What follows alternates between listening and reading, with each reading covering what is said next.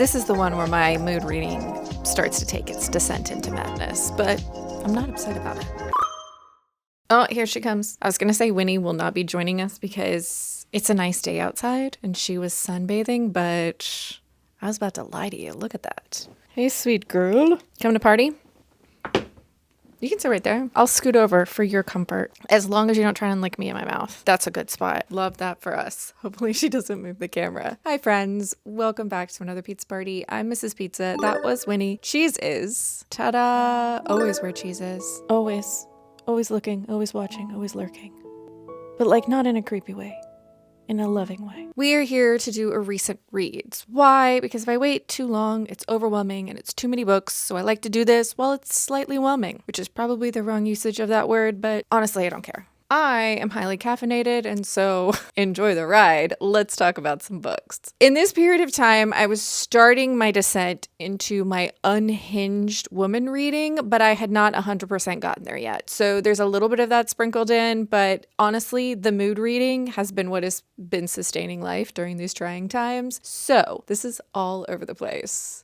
You're welcome for that, I guess. The first book we're going to talk about, I actually read in a reading vlog. I will link that. Pops up over there, but also in the description. Anywhere you're interested, you can find it. And that is Scythe and Sparrow. This is the final book in the Ruinous Love trilogy, the first book being Butcher and Blackbird, which is still by far my favorite in the series. This is a dark rom-com about two serial killers that fall in love. Love that for us. The second book being Leather and Lark, this being one of those serial killers' brother and one of those serial killers' best friend, and a marriage of convenience, enemies to lovers, you know. Fun times. And our final installment following our final brother as he has run off to a small town to escape his dark urges, is how I'm going to put it. He has some darkness living with it inside of himself he is not comfortable with, and he is running from it. He's also running from a bad breakup, but he's ended up in a teeny tiny town where he encounters Rose, who is a circus performer and also has her own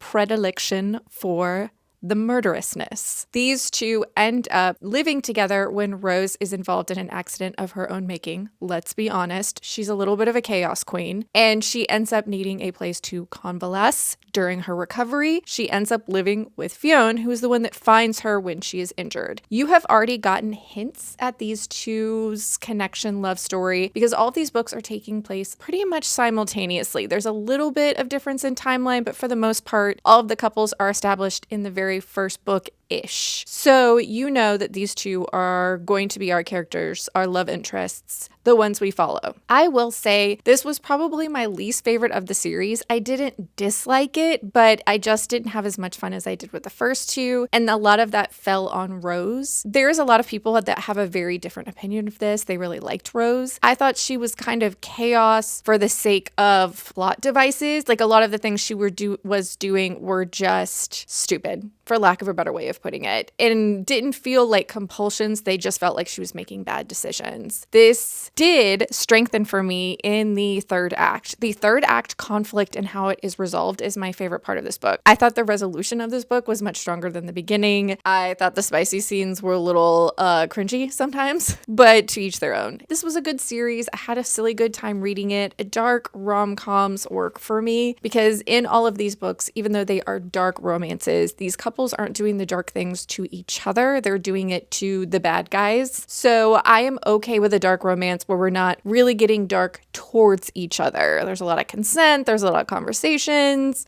I'm glad I finished the series, and I will continue to read from this author because she has a pretty good sense of humor.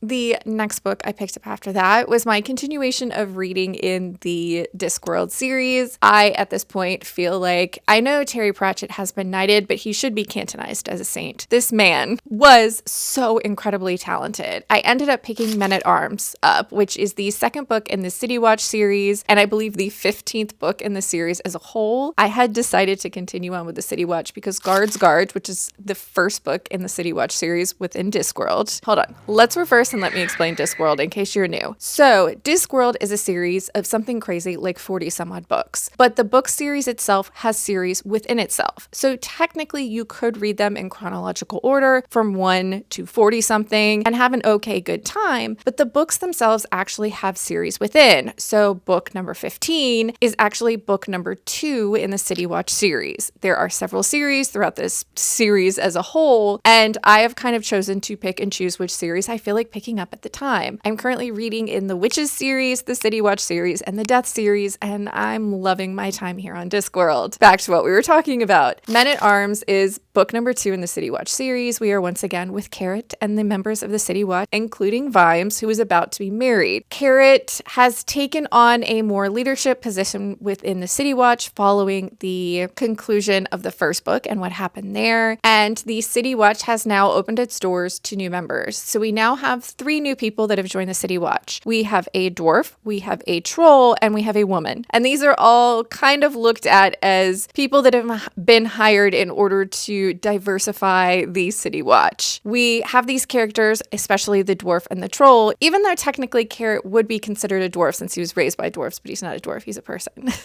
But we have a dwarf and a troll, and they are just like mortal enemies. Dwarves and trolls do not get along, and now they have to be employees together and honestly get paired up all the time to go off on missions together. There is yet another mystery happening in the city that the City Watch resides in. This is just another installment of these absolutely lovely, funny fantasy stories that teach you lessons along the way. There's really deep things happening, but you are laughing. Nothing bogs you down. You immediately love all these characters. They're so distinct. The City Watch is by far my favorite series in Discworld so far, and I know I'm not alone in that. I love all of these characters. I don't want to really give you more than that, other than there are now new people. There is a new mystery. One of the fun things about these stories as well is not only you following the members of the City Watch, but usually you are following the point of view of the bad guy as well, whoever that bad guy might be. You aren't given the information of who this identity is, but it gives you a little more backstory into what's going on, but you are really kind of figuring it out as the members of the City Watch are. You just get a tiny little view into what's going on behind the scenes. These are masterfully crafted, and I love Discworld. And on that note, even though it wasn't the next book I read, let's talk about the next book in Discworld that I picked up. I decided to continue on in the Death series, and I picked up Reaper Man. This is number 11 in Discworld, but number 2 in the Death series. The first book in the series being Mort. Reaper Man, you are now spending a lot more time with Death. Death is an actual personified character in this series, and Death, in the first book, you get the feeling that he is unsatisfied with his current life situation. Well, death situation, I guess it would be. Death wants more. Death wants to understand life. Death wants more. It's the best way I could describe it. And so in this story, we open up with these characters that are more than gods. They're kind of the orchestrators. They are the ones making sure that everything is going according to plan on the Discworld. And they are upset that Death has started to become a person. He started to ask questions. He's starting to have curiosity and want more from things. And this is dangerous. So Death, kind of getting a heads up that his time as Death might be coming to a close, decides to just like go out there and try out living. And so he does. Ends up on a small farm with a woman who lives by herself, and he starts to just realize the charm in life. This is big philosophical questions that you are just going through with these characters in the most kind and loving of ways. I don't know how else to describe it other than beautiful, lovely, light-hearted, but still deep. In this book, I actually got a little teared up at the very end, just because of some of the lessons that you realize Death has learned, but also some of the things he does with the new insight he has into what life is and what he as Death can do to help some of these people out that he cares for. The Death storyline really is about death, but it's also about age. Whereas I feel like the City Watch storyline really focuses on society and how race and some of these social constructs that we have put into play, how they work against us, how they work for us, just a society and a city in general, people in general is the City Watch. With Death, the real focus is life and the meaning of life and the many different meanings of life. It's about life. It's about aging. It's about There's a whole sequence in this where they kind of go through the different life cycles of different animals, that being trees that live hundreds and thousands of years, and how for them, big major events are just blips in their existence because time is so vast for them. And we also spend time with like mayflies, who they have the tiniest lifespan of the entire animal kingdom, if I believe correctly, and I'm not going to Google it, but a fly has such a tiny lifespan. And so how, with having such a tiny lifespan, how life is different for them, how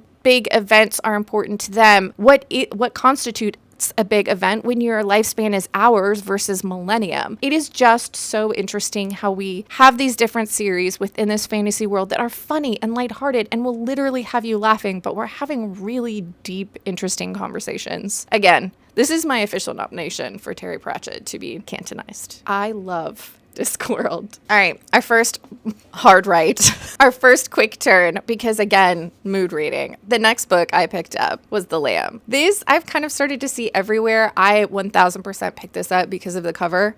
Look at it. It's amazing. And this was also touted as a folk horror novel. I love me some folk horror. I was interested, and it has gotten a lot of buzz. This is the story of Margot. I believe in this opening of this story, she's somewhere around, well, technically, I think we start off with her much younger.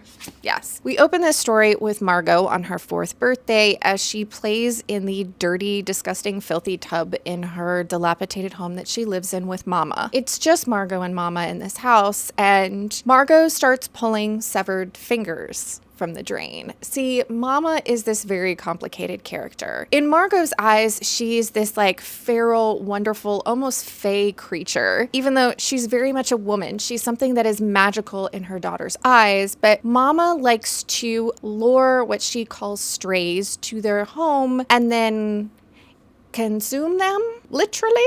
If I had to describe this book in one word, it would be macabre. It is a dark fairy tale. It feels like a fairy tale in that Margot and Mama just live on the edge of this wooded area. They seem secluded even though they're not far from civilization. And people just seem to stumble upon them and not realize what immediate danger they're in. Mama is terrifying, if I'm going to be honest. And Margot, because she is an extension of Mama, she doesn't necessarily know how much danger she truly is in.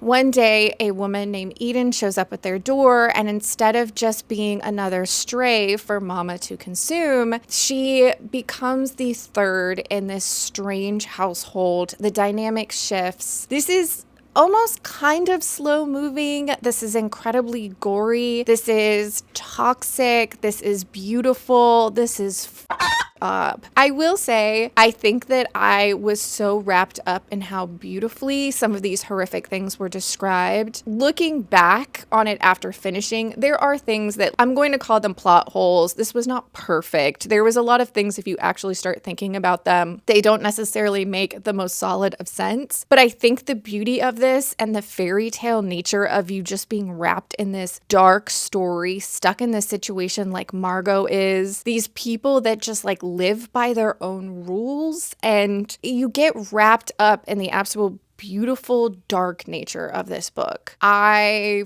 realized this was the beginning of my descent into cannibalism books too, which is interesting because didn't realize that until this moment, but I've been consuming a lot of cannibalism books.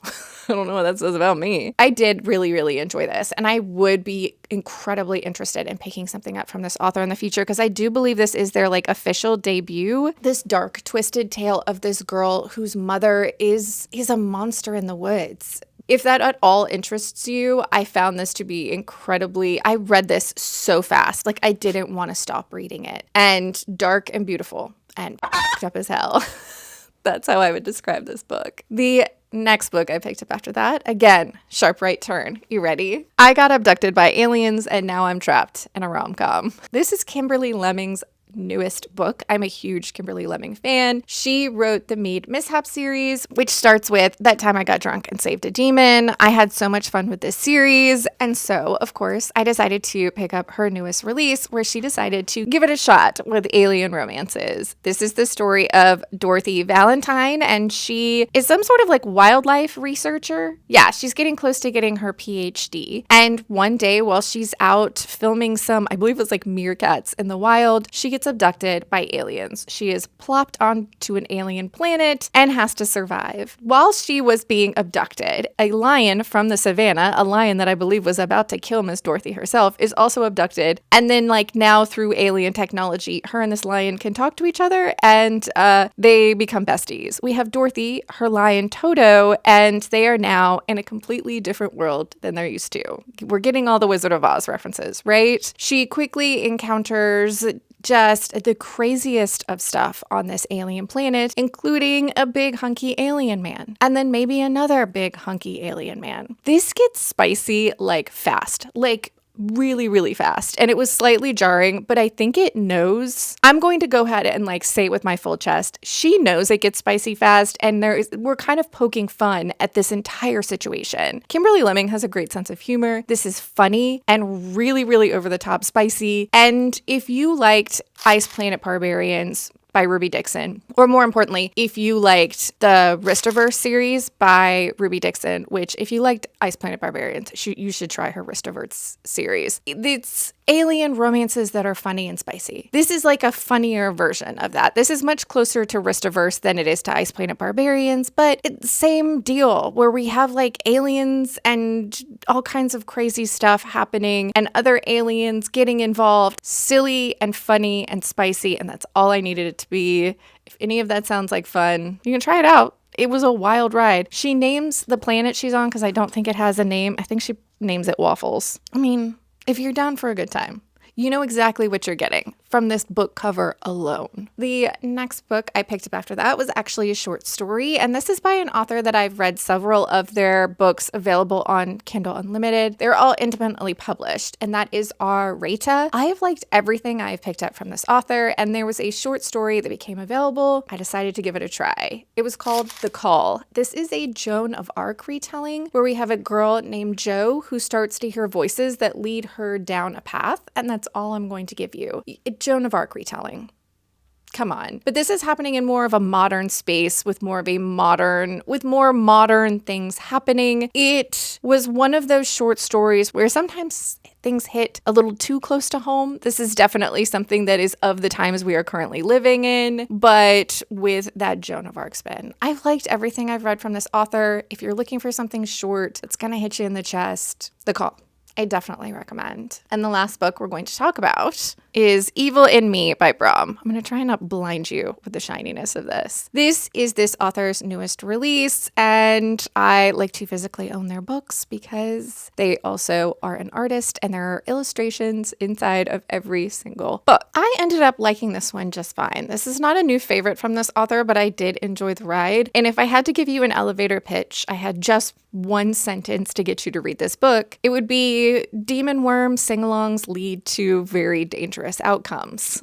In the cold open of this book, we get a pretty quick glimpse at just the nature of there are demons involved in what's going to happen. We then meet Ruby, our main character, who is a young woman who is just kind of stuck. Her life isn't really going anywhere right now. Her best friend has moved off to Atlanta and was the other half of Ruby's punk band. Punk music is everything to Ruby. And then her boyfriend broke up with her and started dating basically her high school bully. Her mom is remarried after her father's death to this like awful guy who's got a really gross teenage son. Like just nothing's going right for Ruby. One day when she's helping out an elderly neighbor and friend, she accidentally finds a religious relic that clamps down on her, and but this has something to do with demons. We also spend a lot of time with said demons and all of that kind of stuff as Ruby tries to figure out a way to free herself from the clutches of this demon and its ring. This was a lot of fun. I liked the visuals of the demons, of these demons that are full of these